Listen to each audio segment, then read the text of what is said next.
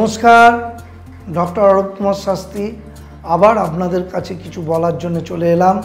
आजके जे विषयटा निये आलोचना करब आमादेर जीवने खूब दरकारी एकटा जिनिस निये आलोचना करब। बियेर ब्यापारटा आपनारा बुझते पारछेन ना, मांगलिक थाकले कोनो बियेते समस्या हय ना एइरकमও देखते पाওয়া যাচ্ছে। कारण कि मांगलिक करे চেঁচালে किन्तु हबे ना, जन्मचके देखते हबे मांगलिक थाकलेও तारा बियेते प्रचुर सुखी हयेछे, प्रचुर जीवने उन्नति करेछे, प्रचुर तारा विवाहित जीवने सक्सेस पेयेछे। कि करे हय एइटा, एइटाई आपनादेर जानते हबे। मांगलिक कोथाय कोथाय हय? लग्नेर द्वितीये,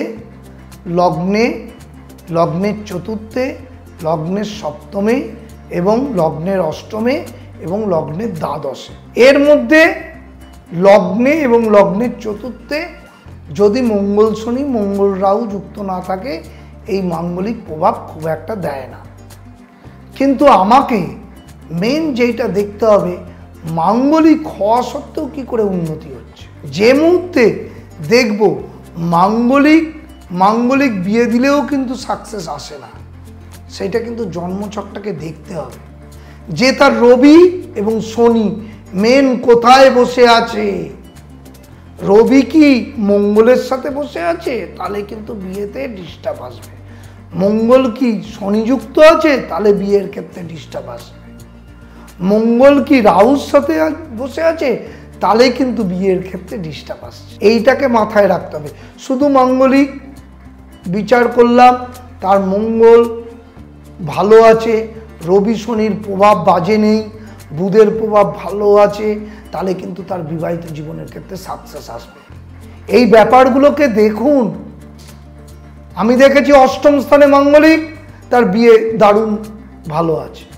কি করে হলো? কারণ তার রবি শনি বুধ ভালো পজিশনে আছে, কিন্তু অষ্টম স্থানে মাঙ্গলিক রাহু যুক্ত, বুধ যুক্ত, শুক্র যুক্ত এবং তার শনি যুক্ত, তাহলে তার খারাপ সময় থাকবে। আবার মনে রাখবেন मंगलेर साथे यदि शुक्र एकसाथे थाके भेनास ताहले तार विवाहित जीवने समस्या सृष्टि करे दिल। शुक्र राहु युक्त रयेछे अष्टम स्थाने, पंचम स्थाने, द्वादश स्थाने, तारा विवाहित जीवने सुख पाबे ना। शुक्र मंगल युक्त रयेछे ताहले विवाहित जीवने सुख पाबे ना। एइटा किन्तु माथाय राखते हबे मांगलिक कोनो एफेक्ट करे ना यदि तार मंगल भालो थाके। तार এই গ্রহগুলোকে খারাপ আছে কিনা দেখতে হবে। আমি দেখেছি চরম মাঙ্গলিক কিন্তু শুক্র ভালো, রবি ভালো, শনি ভালো, বুধ ভালো, তার বিবাহিত জীবন ভালোই যাচ্ছে, কোনো এফেক্ট হয়নি, বাচ্চা কাচ্চা নিয়ে সে সুখে সংসার করছে, প্লাস তার বিয়ের পরে উন্নতি হয়েছে। সেগুলোকে দেখুন। আপনারা না খুব কম অ্যাস্ট্রোলজিটাকে নিয়ে ভাবেন, মাঝে মাঝে মনে হয় শুধু মাঙ্গলিক করে চিৎকার করলে হবে না।